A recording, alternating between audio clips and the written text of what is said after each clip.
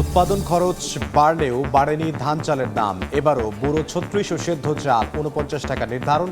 সরকারিভাবে সংগ্রহ শুরু ৩রা মে। দাম না বাড়ায় কৃষকের অসন্তোষ। ২৭ এপ্রিল যশোর সফরে যাচ্ছেন প্রধানমন্ত্রী। স্বাগত জানাতে জোরে সোরে প্রস্তুতি।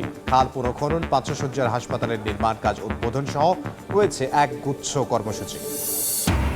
জমি নিয়ে বিরোধের জেরেই নওগাঁয় একই পরিবারের ৪ জনকে হত্যা। জিজ্ঞাসাবাদে ভাগ্নে সহ ৩ জনের স্বীকারোক্তি। অভিযুক্তের বাড়িতে আগুন দিল বিক্ষুব্ধ জনতা। শিক্ষকদের পদোন্নতি জটিলতা নিরসনের দাবিতে বরিশাল বিশ্ববিদ্যালয় শাটডাউন। ২ দিন ধরে বন্ধ ক্লাস পরীক্ষা। দ্রুত সমাধানের চেষ্টায় উপাচার্য। এবং পোশাক কারখানায় উৎপাদন ধস ঠেকাতে সোলার বসানোর নির্দেশ। মিলছে ৫% সুদের ঋণ, ৫০ ভাগ সার্ভিস ফি মৌকুফ। প্যানেল আমদানি নীতির পরিবর্তন দাবি।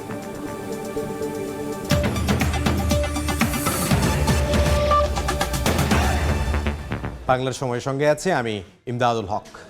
এবারও ৩৬ টাকা কেজিতে ধান গম কিনবে সরকার। সিদ্ধ চাল ৪৯, আতপ ৪৮ টাকা। ধান সংগ্রহ শুরু হচ্ছে ৩রা মে থেকে, আর ১৫ মে থেকে শুরু হবে চাল সংগ্রহ। উৎপাদন খরচ বাড়ার পরও দাম না বাড়ানোই অসন্তুষ্ট কৃষক। মাঠে মাঠে সোনালী ধান, বিস্তীর্ণ জমিতে দোল খাচ্ছে পাকা আধা পাকা ধানের শীষ। হাওর সহ বিভিন্ন স্থানে মাঠ থেকে ফসল তোলা শুরু করেছেন কৃষক। চলতি বোরো মৌসুমে ১৮.৫ লাখ টন খাদ্যশস্য কেনার লক্ষ্যমাত্রা নিয়েছে সরকার। বুধবার সচিবালয়ে খাদ্য পরিকল্পনা ও পরিধারণ কমিটির বৈঠক শেষে ব্রিফিংয়ে স্বরাষ্ট্রমন্ত্রী জানান, এবারও ধান, চাল ও গমের দাম অপরিবর্তিত। কেজি প্রতি ৩৬ টাকা দরে ৫ লাখ মেট্রিক টন ধান, ৪৯ টাকা দরে ১২ লাখ মেট্রিক টন সিদ্ধ চাল, ৪৮ টাকা দরে ১ লাখ মেট্রিক টন আতপ চাল ও ৩৬ টাকা কেজি দরে ৫০,০০০ মেট্রিক টন গম কিনবে সরকার। বোরো ধান কেজি প্রতি ৩৬ টাকা নির্ধারণ করেছে। সিদ্ধ চালের ক্ষেত্রে ৪৯ টাকা, আতপ চালের ৪৮ টাকা কেজি প্রতি। গমের ক্রয় মূল্য নির্ধারণ করেছে ৩৬ টাকা। যে আবহাওয়া রিপোর্ট সেই অনুসারে এখনো পর্যন্ত দুর্যোগের কোনো সম্ভাবনা ইনশাআল্লাহ নেই। সেই হিসাবে আমরা আমাদের লক্ষ্যমাত্রার চাইতেও বেশি উৎপাদন হবে বলে আশা করছি। সেই হিসাবে আমাদের ঘাটতি নেই। মন্ত্রী আরও জানান, ৩রা মে থেকে ধান আর ১৫ মে থেকে চাল সংগ্রহ শুরু হবে, চলবে ৩১ আগস্ট পর্যন্ত। এছাড়া যুক্তরাষ্ট্র থেকে G2G পদ্ধতিতে গম ক্রয় প্রক্রিয়াধীন। মে মাসের ৩ তারিখ থেকে ক্রয় শুরু হবে এবং ৩১ আগস্ট পর্যন্ত চলবে। USA থেকে গমের আমদানির জন্য আমাদের একটা মেমো অফ আন্ডারস্ট্যান্ডিং হয়েছে, প্রায় ৭ লক্ষ মেট্রিক টনের মতো G2G। সেটা যদি আমরা টার্গেট ফুলফিল করতে পারি, এর বাইরে যেটুকুন সেটা আমরা ওপেন টেন্ডার ম্যাটারেও যেতে পারি। তবে সরকার নির্ধারিত দাম নিয়ে খুশি নন কৃষকরা। বলছেন, বেশি দামে ডিজেল সহ চাষাবাদের উপকরণ কেনার পরও দাম না বাড়ানো হতাশাজনক। সারের দাম বেশি, তেলের দাম বেশি, আমাদের কামলার দাম বেশি। এটা কেমন করে আমাদের পোষাবে? কন তাদের দিয়ে দেখা যায় কিছুই থাকে না। ন্যায্য দামটা না পায় আমরা কৃষক সবাই ক্ষতিগ্রস্ত হয়ে পড়ে আছি। আমাদের আবাদের প্রতি কোনো আমাদের এনার্জি নেই, আমরা দামই পাচ্ছি না। এটা আমাদের লাভ কি হবে? আমরা কি বাঁচবো? দ্রুত দাম বাড়িয়ে নির্ধারণের দাবি জানান ধান চাষিরা। প্রসূন আশিস, সময় সংবাদ, ঢাকা। আগামী সোমবার যশোর সফরে যাবেন প্রধানমন্ত্রী তারেক রহমান। তাকে স্বাগত জানাতে চলছে প্রস্তুতি। উলাশী খালের পুনঃখনন এবং যশোর মেডিকেল কলেজের ৫০০ শয্যার হাসপাতালের নির্মাণ কাজ উদ্বোধন সহ রয়েছে এক গুচ্ছ কর্মসূচি। নানা প্রত্যাশা নিয়ে অপেক্ষার প্রহর গুনছেন যশোরের মানুষ। চলছে মঞ্চ তৈরির কাজ, পাশাপাশি সাজসজ্জার কাজও চলছে জোরে সোরে। আগামী ২৭ এপ্রিল যশোর সফরে যাবেন প্রধানমন্ত্রী তারেক রহমান। এজন্য প্রস্তুতি নিচ্ছেন দলের নেতাকর্মীরা। তাকে স্বাগত জানাতে এবং কাছ থেকে দেখতে অধীর আগ্রহে অপেক্ষায় এই জনপদের মানুষ। আগামী ২৭ তারিখে যশোরে আসছেন, এই সংবাদে আমরা আনন্দিত। যশোরকে একটি আধুনিক ও মডেল শহর হিসেবে আমাদের কাছে উপহার হিসেবে প্রদান করবেন, এই আশা রাখি। এদিকে সমাবেশ সফল করতে বিএনপির উদ্যোগে চলছে ব্যাপক কর্মযজ্ঞ। প্রতিদিন জেলা জুড়ে সভা, মিছিল, লিফলেট বিতরণ সহ নানা কর্মসূচি। নেতা কর্মীদের পাশাপাশি সাধারণ মানুষের মধ্যে ব্যাপক উৎসাহ উদ্দীপনা কাজ করছে এবং আমরা ব্যাপক প্রস্তুতিও নিচ্ছে সবাই। প্রধানমন্ত্রীর সফর ঘিরে প্রস্তুত জেলা প্রশাসনও। নিরাপত্তার জন্য আমরা ইতিমধ্যে সকল বাহিনীর সাথে অসংখ্যবার মিটিং হয়েছে, কথা হয়েছে। পুলিশ সুপার, বিজিবি, সেনাবাহিনী, র্যাব, আনসার সবার সাথে কথা হয়েছে এবং এর মধ্যে আমরা জানতে পেরেছি যে পিজিআর এর 200 সদস্য হয়তো বা 3 দিন আগে চলে আসবেন। ব্রিটিশ ভারতের প্রথম জেলা যশোর অবকাঠামোগত উন্নয়নে রয়েছে পিছিয়ে। উপেক্ষিত হয়েছে সিটি কর্পোরেশন, জলাবদ্ধতা নিরসন, কৃষিভিত্তিক শিল্প ব্যবস্থা, ইকোনমিক জোন সহ নানা দাবি। এবারের সফরে শহীদ প্রেসিডেন্ট জিয়াউর রহমানের স্মৃতি বিজড়িত উলাশী খালের পূর্ণ খনন এবং যশোর মেডিকেল কলেজের 500 শয্যার হাসপাতালের ভবন নির্মাণ উদ্বোধন করার কথা রয়েছে প্রধানমন্ত্রীর। সময় সংবাদ, যশোর। নওগাঁয় শিশুসহ একই পরিবারের 4 জন খুনের ঘটনার দায় স্বীকার করে জবানবন্দি দিয়েছে নিহত হাবিবুরের ভাগ্নে সবুজ সহ 3 জন। সবুজের বাড়ি বিক্ষুব্ধ জনতা আগুন দিয়ে পুড়িয়ে দিয়েছে। ঘটনায় এখন পর্যন্ত গ্রেফতার করা হয়েছে 6 জনকে। সম্পত্তির লোভে এ হত্যাকাণ্ড বলে জানিয়েছে পুলিশ। ঘটনার একদিনের মাথায় নওগাঁয় লোমহর্ষক 4 খুনের রহস্য উদ্ঘাটন করল পুলিশ। স্বীকারোক্তি দিয়েছে মূল হোতাসহ জড়িত 3 আসামি। বুধবার দুপুরে পুলিশ সুপার কার্যালয়ে সংবাদ সম্মেলনে জানানো হয়, আসামিদের প্রাথমিক স্বীকারোক্তি অনুযায়ী জমি সংক্রান্ত বিরোধের জেরেই হত্যা করা হয় শিশুসহ একই পরিবারের 4 জনকে। ঘটনায় আটক রয়েছেন মোট 6 জন। দায় স্বীকার করেছে ভাগ্নে সবুজ সহ 3 জন। নমির উদ্দিনের 1 ছেলে এবং 5 মেয়ের যে সন্তান এবং তাদের মেয়ের জামাইদের মধ্যে যে পারস্পরিক শত্রুতা, জমি নিয়ে বিরোধ এবং যে তাদের মধ্যে যে ক্ষোভ ছিল যে বঞ্চিত হওয়ার, এ থেকেই এই ঘটনার সূত্রপাত হয়েছে। এদিকে ঘটনা জানাজানি হওয়ার পর অভিযুক্ত সবুজের বাড়িতে আগুন দেন এলাকাবাসী। পরে পুলিশ গিয়ে পরিস্থিতি নিয়ন্ত্রণে আনে। মঙ্গলবার রাতে নওগাঁর নিয়ামতপুর বাহাদুরপুর গ্রামে হাবিবুর, তার স্ত্রী ও 2 সন্তানকে গলা কেটে হত্যা করা হয়।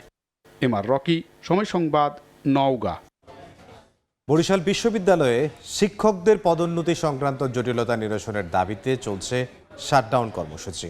এতে অচলাবস্থা তৈরি হয়েছে শ্রেণী ও পাঠদান কার্যক্রমে। সকাল থেকে পূর্ণাঙ্গ একাডেমিক শাটডাউন শুরু করেন শিক্ষকরা। এর আগে মঙ্গলবার থেকে বিশ্ববিদ্যালয়ের সব বিভাগের পাঠদান বন্ধ রয়েছে। বিশ্ববিদ্যালয়ের 60 জন শিক্ষকের পদোন্নতি আটকে থাকায় গত সোমবার সন্ধ্যায় এই কর্মসূচি ঘোষণা করা হয়। শিক্ষকদের দাবি, বিশ্ববিদ্যালয় মঞ্জুরি কমিশনের নতুন নির্দেশনার গ্যাঁড়া কলে আটকে গেছে তাঁদের পদোন্নতি। উপাচার্য জানিয়েছেন, পরিস্থিতি মোকাবিলায় শিক্ষার্থীদের কথা বিবেচনায় নিয়ে কার্যক্রম স্বাভাবিক করার চেষ্টা চালানো হচ্ছে। দিন ধরে বিশ্ববিদ্যালয় সম্পূর্ণ বন্ধ বলা যায়, কিন্তু উপাচার্য মহোদয় টনক নড়ে নাই এবং এখন পর্যন্ত তিনি কোনো ধরনের কার্যকর উদ্যোগ গ্রহণ করে নাই। প্রমোশনের জন্য একটা ন্যূনতম যোগ্যতার ক্রাইটেরিয়া ফিক্স করে দিয়েছেন এবং সমস্ত বিশ্ববিদ্যালয়কে এই ক্রাইটেরিয়ার ভিত্তিতে ওই ন্যূনতম যোগ্যতা রেখে তার উপরে যা খুশি রাখতে পারে রেখে একটা নীতিমালা বা সংবিধি প্রণয়ন করতে হবে এবং তারই আলোকে প্রমোশন দিতে হবে। বাংলার সময়ে আরও থাকছে। চট্টগ্রামে ছাত্রদল ছাত্র শিবির সংঘর্ষের ঘটনায় সরকারি সিটি কলেজে ক্লাস পরীক্ষা বন্ধ। ভিডিও ফুটেজ দেখে জড়িতদের শনাক্তের চেষ্টায় পুলিশ। বিদ্যুতের পাশাপাশি জ্বালানি সংকটে ভুগতে থাকা গার্মেন্টস শিল্পের উৎপাদন ধস ঠেকাতে প্রতিটি কারখানার ছাদে সোলার প্যানেল স্থাপনের নির্দেশনা দিয়েছে বিজিএমইএ। এক্ষেত্রে 5% সুদে ঋণের যেমন ব্যবস্থা করা হচ্ছে, তেমনি সার্ভিস ফিতেও 50% মওকুফের ঘোষণা দেওয়া হয়েছে। আশরাফুল আলম মামুনের ক্যামেরায় বিস্তারিত জানাচ্ছেন কমল দে।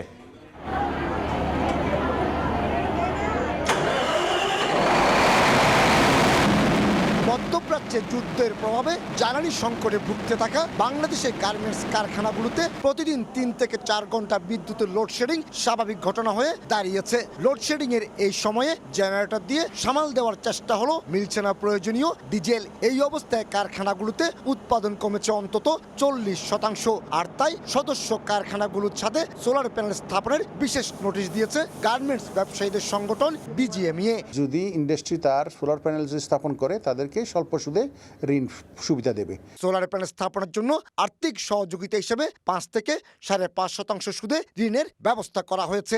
একই সঙ্গে আগামী 3 মাসের মধ্যে যেসব কারখানা সোলার প্যানেল স্থাপন করবে তাদের সার্ভিস ফি 50% মওকুফ করা হচ্ছে। যুগোপযোগী এবং সাস্টেইনেবল একটা পদ্ধতি এবং এটা ইনস্টল করলে এটা দেশের জন্য এবং যারা বিজেএমই যারা এটা বসাবে তাদের সবার জন্য এটা উপকারী হবে। বিকল্প জ্বালানি হিসেবে সোলার প্যানেল আপাতত কার্যকর পন্থা হলো এ নিয়ে জটিলতার শঙ্কা করছেন গার্মেন্টস ব্যবসায়ীরা। সরকারের সুনির্দিষ্ট একটা এসআরও আসুক যাতে আমরা এটার মধ্যে আমরা উদ্বুদ্ধ হয়ে আমরা এটা ইউজ করতে পারি। রাজধানী ঢাকা, নারায়ণগঞ্জ, গাজীপুর এবং বন্দরনগরী চট্টগ্রামে ছোট বড় গার্মেন্টস রয়েছে 4000-এর বেশি। এছাড়া 8টি ইপিজেডে আরও অন্তত 600 গার্মেন্টস কারখানা রয়েছে, যেখান থেকে বছরে রপ্তানি আয় আসছে 40 বিলিয়ন মার্কিন ডলার। কমল দে, সময় সংবাদ, চট্টগ্রাম। চট্টগ্রামে সরকারি সিটি কলেজে ছাত্রদল ছাত্র শিবির সংঘর্ষের ঘটনায় ভিডিও ফুটেজ দেখে জড়িতদের শনাক্তের চেষ্টা চলছে জানালো পুলিশ। অতিরিক্ত আইন শৃঙ্খলা রক্ষাকারী বাহিনী মোতায়েন আছে ক্যাম্পাসে। বন্ধ রয়েছে কলেজের সব ধরনের ক্লাস পরীক্ষা। ছাত্রদল শিবির সংঘর্ষের ঘটনায় এখনও থমথমে পরিস্থিতি চট্টগ্রামের সরকারি সিটি কলেজে। সকাল থেকে অতিরিক্ত আইন শৃঙ্খলা রক্ষাকারী বাহিনী মোতায়েন আছে ক্যাম্পাসে। কলেজের ক্লাস পরীক্ষা বন্ধ থাকায় শিক্ষার্থী শূন্য ছিল কলেজ। সংঘর্ষের ঘটনায় তদন্ত সহ ক্যাম্পাসের শিক্ষার পরিবেশ নিশ্চিতে বেশ কিছু সিদ্ধান্ত নিয়েছে একাডেমিক কাউন্সিল। জড়িতদের ধরতে অভিযান চলছে জানিয়ে সিএমপি কমিশনার বলছেন, ভিডিও ফুটেজ দেখে অপরাধীদের শনাক্তের চেষ্টা চলছে। আমরা আমাদের কলেজের যে নিয়মকানুন আছে, একাডেমিক যে নিয়মগুলো আছে, সেটার আলোকে আমরা অবশ্যই তদন্ত কমিটি গঠন করব এবং তদন্ত কমিটি আমি আশা করি প্রকৃত ঘটনাটা ওনারা তুলে ধরতে পারবেন। এখনো কেউ গ্রেপ্তার হয়নি, এখনো আমাদের অভিযান চলছে, আমরা চেষ্টা করে যাচ্ছি। এদিকে সংঘর্ষের ঘটনায় দোষীদের আইনের আওতায় আনতে বিকেলে বিক্ষোভ মিছিল করে ছাত্রদল। পরে সমাবেশে দেয়া বক্তব্যে ছাত্রদলের কেন্দ্রীয় সাধারণ সম্পাদক নাসির উদ্দিন নাসির অবিলম্বে ঘটনার সুষ্ঠু তদন্তের দাবি জানান। আমি মনে করি গত 17 বছরে শুধু ছাত্রলীগের বিচার করলে হবে না, বরং ছাত্রলীগের মধ্যে যারা গুপ্তভাবে শিবির ছিল সেই সকল গুপ্ত শিবিরেরও বিচার কায়েম করতে হবে। এর আগে সকালে নগরীর একটি বেসরকারি হাসপাতালে আহত শিবির কর্মীদের খোঁজ খবর নিতে যান ডাকসুর ভিপি সাদিক কায়েম। দৃঢ়কণ্ঠে বলতে চাই, যারা এই ক্যাম্পাসে সন্ত্রাসের রাজত্ব কায়েম করেছে, যারা আমার ভাইয়ের পায়ে চাপাতি দিয়ে আঘাত করে পায়ের গোড়ালিকে বিচ্ছিন্ন করে দিয়েছে, এই সন্ত্রাসীদেরকে দ্রুত সময়ের মধ্যে তাদেরকে বিচারের আওতায় নিয়ে আসতে হবে। মঙ্গলবার দেয়ালে গুপ্ত লেখা নিয়ে ছাত্রদল শিবিরের মধ্যে কয়েক দফা সংঘর্ষ হয়, এতে আহত হয় 10 জন। ফেরদৌস লিপি, সময় সংবাদ, চট্টগ্রাম। রাজশাহীতে প্রতি বছর গড়ে কমছে 3500 এসএসসি পরীক্ষার্থী। 2020 সালে এ বোর্ডের অধীনে পরীক্ষার্থীর সংখ্যা 2 লাখের বেশি হলেও এবছর তা কমে দাঁড়িয়েছে 1,77,000-এ। আব্দুল সালামের ছবিতে বিস্তারিত মওদুদ রানার রিপোর্টে। রাজশাহী শিক্ষা বোর্ডে এসএসসি পরীক্ষার প্রথম দিনেই অনুপস্থিত 1750 পরীক্ষার্থী। অনুপস্থিতির হার বিগত বছরের তুলনায় বেশি। এ শিক্ষা বোর্ডে 2020 সালে পরীক্ষার্থী ছিল 2,292,000 জন। 2026 সালে কমে পরীক্ষার্থীর সংখ্যা দাঁড়িয়েছে 1,77,709 জনে। গেল 6 বছরে কমেছে 22,476 পরীক্ষার্থী। গড় হিসেবে প্রতি বছর অন্তত 3,746 পরীক্ষার্থী কমেছে। ক্লাস একেবারেই কম হয় এবং ক্লাস হয় না বললেই চলে, বরঞ্চ বেসরকারি শিক্ষা প্রতিষ্ঠানগুলোতে ক্লাস অনেক ভালো হয়। শিক্ষা বোর্ড বলছে শিক্ষা ব্যয় বৃদ্ধির অন্যতম কারণ কোচিং বাণিজ্য। কোচিং বন্ধে উদ্যোগী হওয়ার পাশাপাশি পরীক্ষার্থী কমে যাওয়ার কারণ খুঁজতে গবেষণার কথা জানান সংশ্লিষ্ট কর্মকর্তা। শিক্ষা নিয়ে যারা কাজ করছেন তারা অবশ্যই এটা বের করবেন খুঁজে কেন কমে যাচ্ছে। এটা একটা কারণে যে কমে যাচ্ছে তা না, হয়তো আর্থসামাজিক বহু কারণ এখানে যুক্ত আছে। রাজশাহী শিক্ষা বোর্ডের অধীনে এবছর বগুড়ায় সর্বোচ্চ 32,102 জন এবং সবচেয়ে কম জয়পুরহাটে পরীক্ষার্থীর সংখ্যা 8,911 জন। মওদুদ রানা, সময় সংবাদ, রাজশাহী। গাইবান্ধায় এসএসসি পরীক্ষার আগের দিনও প্রবেশপত্র না পেয়ে শিক্ষার্থীদের ভবিষ্যৎ নিয়ে চরম উৎকণ্ঠায় পড়েন অভিভাবক ও পরীক্ষার্থীরা। সময় সংবাদের অনুসন্ধানে উঠে এসেছে এর পেছনে শিক্ষকদের গ্রুপিং আর অফিস সহকারী স্বেচ্ছাচারিতা। বছরের পর বছর বিদ্যালয়ে অনুপস্থিত থেকে অফিস সহকারী ও নিজের অনুসারী কয়েকজন শিক্ষক দিয়ে কাজ চালাচ্ছেন প্রধান শিক্ষক। গত বছরও একই পরিস্থিতির শিকার হয়েছিল জেলার একটি বিদ্যালয়ের পরীক্ষার্থীরা। এ বিষয়ে বিস্তারিত জানাচ্ছেন হেদায়েতুল ইসলাম বাবু। গাইবান্ধায় পরীক্ষার আগের দিনও প্রবেশপত্র হাতে পায়নি এসএসসি পরীক্ষার্থীরা। গণমাধ্যমে খবর প্রচারের পর পরীক্ষা শুরু হওয়ার 6 ঘন্টা আগে ভোররাতে প্রবেশপত্র হাতে পায় তারা। বিষয়টি জানতে মঙ্গলবার দুপুরে পলাশবাড়ির জুনদহ উচ্চ বিদ্যালয়ে গেলে অভিভাবকদের তোপের মুখে পড়েন জেলা শিক্ষা কর্মকর্তা। বিদ্যালয়ের শিক্ষক কর্মচারীদের গ্রুপিং, অবহেলা, অনিয়মের ফলে বারবার এমন ঘটনা বলে অভিযোগ অভিভাবকদের। তারা বলছেন, বিদ্যালয়ের কয়েকজন শিক্ষক ও অফিস সহকারী নাইম ইসলামের কাছে শিক্ষার্থীরা নির্ধারিত সময়ে রেজিস্ট্রেশন ও ফর্ম পূরণের ফি পরিশোধ করলেও পরীক্ষার আগের দিন পর্যন্ত প্রবেশপত্র দিতে পারেনি কর্তৃপক্ষ। হেডমাস্টার 1-2 বছরে আমি কখনো 2-3 দিন দেখছি। কয়েকদিন ধরে ছাত্রছাত্রীরা মাস্টারের পিছে পিছে ঘুরতেছে। কি জন্য ঘরে দেখি কারো কারো ফর্ম ফিল আপ হয়েছে, কারো কারো হয় নাই। পরে খোঁজ না দেখি মাস্টাররা টাকা বসে আছে। এ নিয়ে পাল্টাপাল্টি দোষারোপ করেন অফিস সহকারী ও শিক্ষকেরা। আমি টাকা উঠাই না, এখানে বিভিন্ন টিচার দায়িত্বে থাকে, টাকা তোলে। এখানে প্রধান শিক্ষক, অফিস সহকারী এবং কাউন্সিলর ভাই এনারা সব কিছু করতেছেন। সরেজমিনে বিষয়টি জানার পর ব্যবস্থা নেয়ার আশ্বাস দেন জেলা শিক্ষা কর্মকর্তা। কতজন শিক্ষার্থী টাকা জমা দিছে, কতজনের ফর্ম ফিল আপ হইলো, কতজনের ফর্ম ফিল আপ হয় নাই, বাকি টাকাটা কার কাছে আছে, কোথায় আছে, কেন ফর্ম ফিল আপ হইলো না, ওদেরকে জবাব দিয়ে তার আওতায় আনা হবে। এছাড়া ফুলছড়ি উপজেলার কঞ্চিপাড়া MAU একাডেমিতে 150 পরীক্ষার্থীর প্রবেশপত্রে ভুল তথ্য দিলে পরে তা সংশোধন করা হয়। পরীক্ষার আগের রাতে সড়ক অবরোধ করার পর প্রবেশপত্র হাতে পায় পলাশবাড়ির গিরিধারীপুর আদর্শ উচ্চ বিদ্যালয়ের 29 শিক্ষার্থী। হেদায়েতুল ইসলাম বাবু, সময় সংবাদ, গাইবান্ধা। বাংলার সময় আরও থাকছে। ডিজেল সংকটে নাকাল নাটোরের চাষিরা অগ্রাধিকারের নিয়ম থাকলেও পাম্প থেকে পর্যাপ্ত জ্বালানি না পাওয়ার অভিযোগ, হুমকির মুখে ফসল উৎপাদন। রাজশাহী মেডিকেল কলেজ হাসপাতালে টানা 24 ঘন্টা কর্মবিরতির পর কাজে যোগ দিয়েছেন ইন্টার্ন চিকিৎসকরা। সকাল 9টায় সংবাদ সম্মেলন শেষে কাজে ফেরেন তারা। রোগীর স্বজনদের হাতে 3 জন ইন্টার্ন চিকিৎসক হেনস্থা এবং মবের শিকার হওয়ায় বিভিন্ন দাবিতে সোমবার থেকে 24 ঘন্টার কর্মবিরতি ঘোষণা করেন ইন্টার্ন চিকিৎসকরা। পরে কর্তৃপক্ষের আশ্বাসে তারা কর্মস্থলে ফিরে এসেছেন বলে জানান। গত 19 এপ্রিল রাতে 13 নম্বর ওয়ার্ডে রোগীর স্বজনের হাতে 2 জন পুরুষ ইন্টার্ন চিকিৎসক এবং সোমবার সন্ধ্যায় 36 নম্বর ওয়ার্ডে একজন নারী ইন্টার্ন চিকিৎসক হেনস্থার শিকার হন।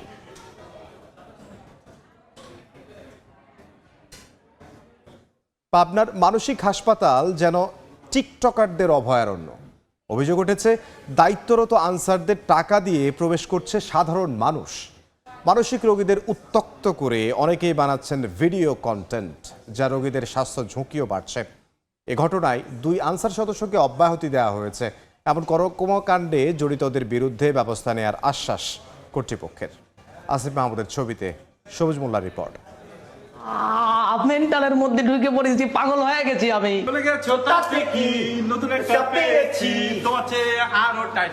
টিকটকারদের উৎপাতে অতিষ্ঠ পাবনার মানসিক হাসপাতালের রোগীরা। স্বাস্থ্যসেবায় অতি গুরুত্বপূর্ণ হাসপাতালটি এখন রূপ নিয়েছে বিনোদন কেন্দ্রে।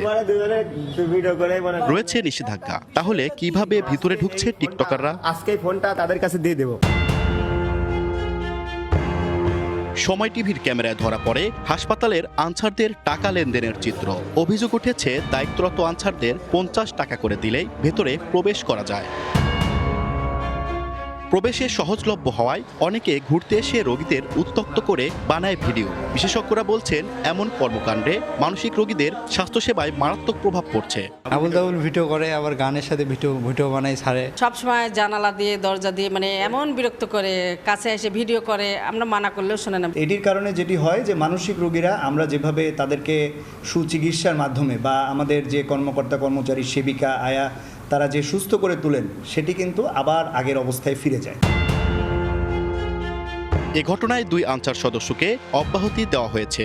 এমন কর্মকাণ্ডে জড়িতদের বিরুদ্ধে ব্যবস্থা নেওয়ার আশ্বাস হাসপাতালটির পরিচালকের। হাসপাতালে যাবতীয় ক্যামেরা এবং ছবি তোলার যন্ত্রপাতি নিয়ে ঢোকা নিষেধ। যদি কেউ ঢুকে থাকে এভাবে, তারা অবশ্যই অপরাধ করেছে। 1957 সালে শহরের হিমায়তপুরের শীতলাই জমিদার বাড়িতে 111 একর জমির উপর প্রতিষ্ঠিত হয় পাবনা মানসিক হাসপাতাল। সবুজ মোল্লা, সময় সংবাদ। পাওনা টাকা চাওয়ার জেরে দুপক্ষের সংঘর্ষে 8 জন আহত হয়েছেন। ভাঙচুর চালিয়ে লুটপাট করা হয়েছে দুটি দোকান। পুলিশ জানায় 2 বছর আগে সদরের নয়াচর এলাকার গোলাম মওলা সর্দারের কাছ থেকে তার মালয়েশিয়ার ভিসা ও পাসপোর্টের মেয়াদ বাড়ানোর কথা বলে 1,67,000 টাকা নেন একই এলাকার সাইদুল ব্যাপারী।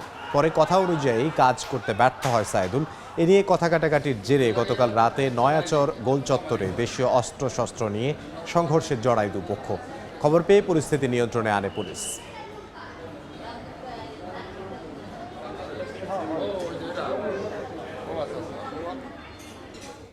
বান্দরবানে অস্ত্রের মুখে 3 রাবার শ্রমিককে অপহরণ করা হয়েছে। মঙ্গলবার রাতে নাইক্ষংছড়ি উপজেলার আবির রাবার বাগানে 12 থেকে 15 জনের একটি সশস্ত্র দল মুখোশ পরে স্টাফ ঘরের দরজা খুলতে বলে। শ্রমিকরা দরজা খুলতেই অস্ত্রের মুখে তাদের জিম্মি করে ফেলে। এ সময় স্টাফ কোয়ার্টারে নারী পুরুষ সহ মোট 13 জন ঘুমিয়েছিলেন। সেখান থেকে 3 শ্রমিককে তুলে নিয়ে যায় অপহরণকারীরা।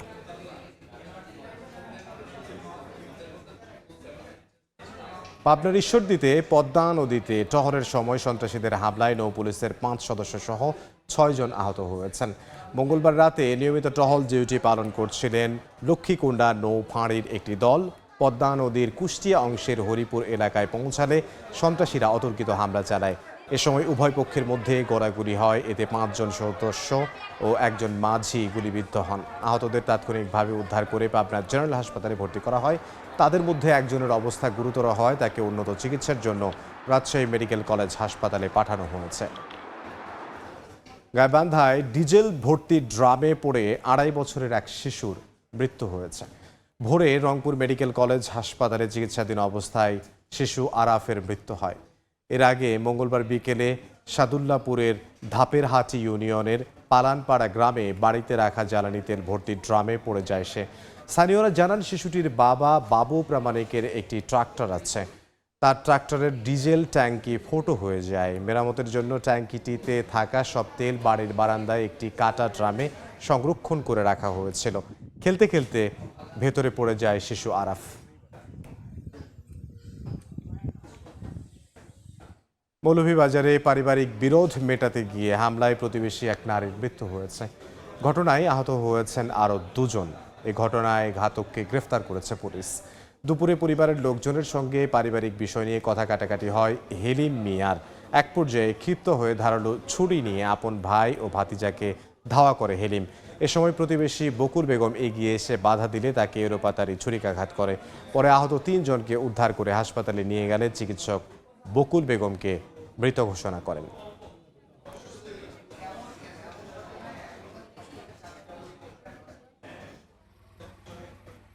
ঝিনাইদহে ট্রেনের ধাক্কায় অজ্ঞাত এক যুবকের মৃত্যু হয়েছে। মঙ্গলবার রাতে কোটচাঁদপুরে রেল ক্রসিং গেট পার হচ্ছিলেন এক যুবক। এ সময় খুলনা থেকে ছেড়ে আসা একটি মালবাহী ট্রেন তাকে ধাক্কা দিয়ে চলে যায়। এতে রেল লাইনের পাশে ছিটকে পড়েন ওই যুবক। গুরুতর আহত অবস্থায় তাকে উদ্ধার করে উপজেলা স্বাস্থ্য কমপ্লেক্সে ভর্তি করা হয়। সেখানে চিকিৎসাধীন অবস্থায় তার মৃত্যু হয়। পঞ্চগড়ে সীমান্তে 2 বাংলাদেশি যুবককে আটক করেছে বিএসএফ। সকালে সদরের পাটশিরি সীমান্ত থেকে বিএসএফের মরিচা ক্যাম্পের সদস্যরা তাকে ধরে নিয়ে যায়। স্থানীয়রা জানান সীমান্ত এলাকায় ঘুরতে যান ইন্দ্র ও উদয় নামে ওই 2 কিশোর। এ সময় পিলার অতিক্রম করে 150 গজের মধ্যে প্রবেশ করলে তাদের আটক করে বিএসএফ। এ বিষয়ে ভারতীয় সীমান্তরক্ষী বাহিনীর সঙ্গে আলোচনা করার কথা জানিয়েছে বিজিবি।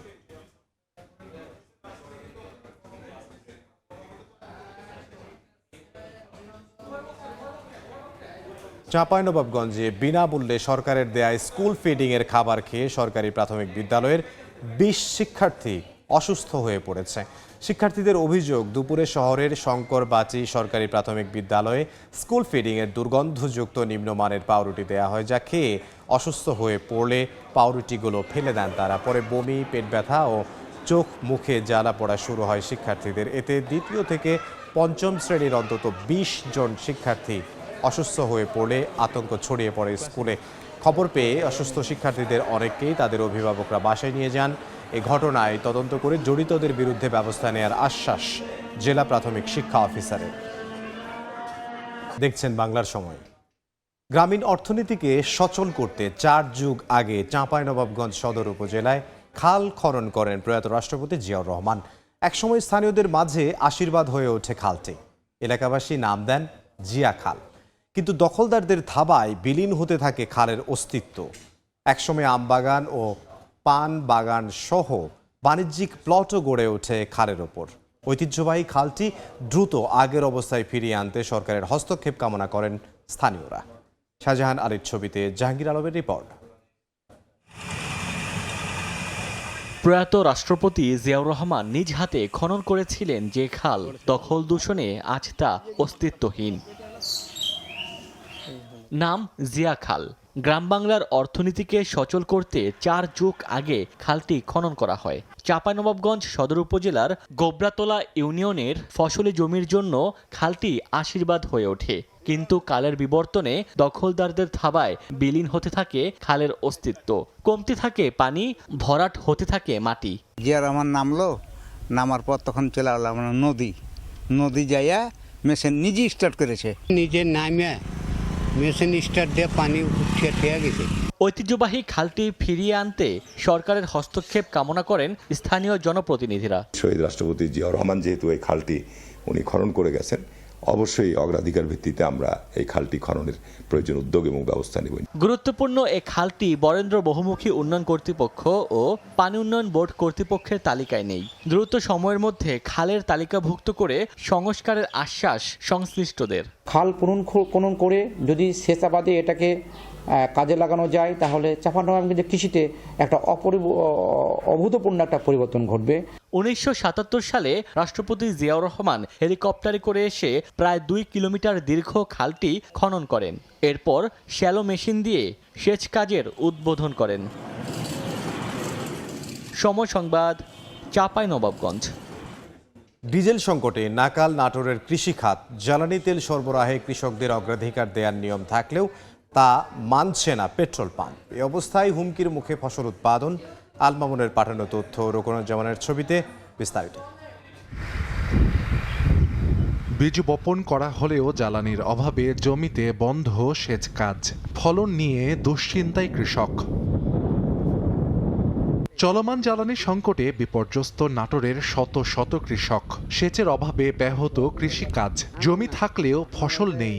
সেচ দিতে লাগি তেল ফুরা গেছে, এখন তেলের অভাবে সেচ দিতে পারতেছি না। প্রতিদিনই জ্বালানি তেল নিতে পরিবহন চালকদের পাশাপাশি লাইনে দাঁড়ান কৃষকরা। তাদের অভিযোগ, চাহিদা অনুযায়ী মিলছে না তেল। তেল দিতে আসছি, তেল দিতে চাচ্ছে না, করছে দেরি হবে, মেলা দেরি হবে। জ্বালানি তেল সরবরাহে কৃষকদের অগ্রাধিকার দেয়া হলেও অনেক পাম্পে মানা হচ্ছে না এই নিয়ম। গ্রামগঞ্জে ডিলার আছে, ডিস্ট্রিবিউটার আছে, তাদের কাছে তেল পাচ্ছে না কারণ আমরা জানতে পারছি না। এজন্য সরকারের কাছে আমাদের অনুরোধ, আপনারা এটা তদন্ত করেন এই তেল কোথায় যাচ্ছে। কৃষি বিভাগ জানায়, জেলায় বৈদ্যুতিক সেচ পাম্পের পাশাপাশি 29,200 ডিজেল চালিত পাম্পের মাধ্যমে জমিতে সেচ দেন কৃষকরা। সময় সংবাদ, নাটোর। দেখছেন বাংলা। বৃহত্তর চলনবিল অঞ্চলে তাড়াশে এবার ক্ষীরার ফলন বেশ ভালো হয়েছে। কেনাবেচার জন্য উপজেলার দিঘরিয়ায় প্রতিদিন বসছে হাট, যেখানে প্রতিদিন কেনা বেচা হচ্ছে অন্তত 1.5 কোটি টাকা। এদিকে আগামীতে ফলন আরও বাড়াতে কৃষকদের বিভিন্ন পরামর্শ দেওয়ার কথা বলছে স্থানীয় কৃষি বিভাগ। রিঙ্কু কুণ্ডুর রিপোর্ট, ছবি তুলেছেন অমৃত সেন। চলনবিল অঞ্চলের সিরাজগঞ্জের তাড়াশে ধান, সরিষা সহ অন্যান্য ফসল ফলন হওয়ার পাশাপাশি এবার ক্ষীরার উৎপাদন বেশ ভালো হয়েছে। চলতি মৌসুমে আবহাওয়া অনুকূলে থাকায় কৃষকেরা প্রতি বিঘায় ফলন পাচ্ছেন 70 থেকে 80 মণ। গত বছর দাম ভালো পায় এবার জেলায় 850 হেক্টর জমিতে ক্ষীরার চাষ হয়েছে। অন্যান্য ফসলের তুলনায় কম সময়ে ফসল বিক্রি করতে পারার পাশাপাশি ভালো লাভ হয়, দিন দিন বাড়ছে এর আবাদ। আর এখানকার উৎপাদিত ক্ষীরা কেনা বেচার জন্য তারাস উপজেলার দিঘুরায় প্রতিদিন বসছে হাট। ঢাকা, রাজশাহী, চট্টগ্রাম, খুলনা, যশোর সহ দেশের বিভিন্ন জেলা থেকে পাইকাররা আসছেন এই হাটে। প্রতি হাটে কেনা বেচা হচ্ছে প্রায় 50 লাখ টাকার ক্ষীরা। ফলনও ভালো, দামও পাওয়া যাচ্ছে ভালো। দাম পাই আমরা খুব খুশি। আমাদের এই ক্ষীরাটা আসলে খেতে খুবই স্বাদ। 20-30 টাকা করে ট্রাক লোড হয়, বিভিন্ন দেশে যায়। তারাশের মাটি ভালো, ক্ষীরাও ভালো, চাহিদাও ভালো। তাই আমরা এখান থেকে কিনি। কৃষি বিভাগ বলছে সঠিকভাবে মাঠ পরিচর্যার মাধ্যমে ক্ষীরার ফলন বাড়াতে কৃষকদের নানা পরামর্শ দেয়া হচ্ছে। ক্ষীরা আবাদের ব্যাপারে আমাদের কৃষি অফিস সার্বক্ষণিক কৃষকের পাশে আছে। তাদেরকে বারবার বোঝানো হচ্ছে যেন ক্ষীরায় মাত্রাতিরিক্ত তারা কীটনাশক ব্যবহার না করে। এবার সিরাজগঞ্জ জেলায় 15,500 টন ক্ষীরা ও শসার উৎপাদন লক্ষ্যমাত্রা নির্ধারণ করেছে কৃষি বিভাগ। রিঙ্কু কুণ্ডু, সময় সংবাদ, সিরাজগঞ্জ। বাংলার সময়ের শীর্ষ সংবাদগুলো জানিয়ে দিচ্ছি আরও একবার। উৎপাদন খরচ বাড়লেও বাড়েনি ধান চালের দাম। এবারও বোরো 36 ও সেদ্ধ চাল 49 টাকা নির্ধারণ। সরকারিভাবে সংগ্রহ শুরু 3রা মে। দাম না বাড়ায় কৃষকের অসন্তোষ। 27 এপ্রিল যশোর সফরে যাচ্ছেন প্রধানমন্ত্রী। স্বাগত জানাতে জোরেশোরে প্রস্তুতি। খাল পুনঃখনন, 500 শয্যার হাসপাতালের নির্মাণ কাজ উদ্বোধন সহ রয়েছে একগুচ্ছ কর্মসূচি। এবং জমি নিয়ে বিরোধের জেরেই নওগাঁয় একই পরিবারের 4 জনকে হত্যা। জিজ্ঞাসাবাদে ভাগ্নে সহ 3 জনের স্বীকারোক্তি। অভিযুক্তের বাড়িতে আগুন দিল বিক্ষুব্ধ জনতা।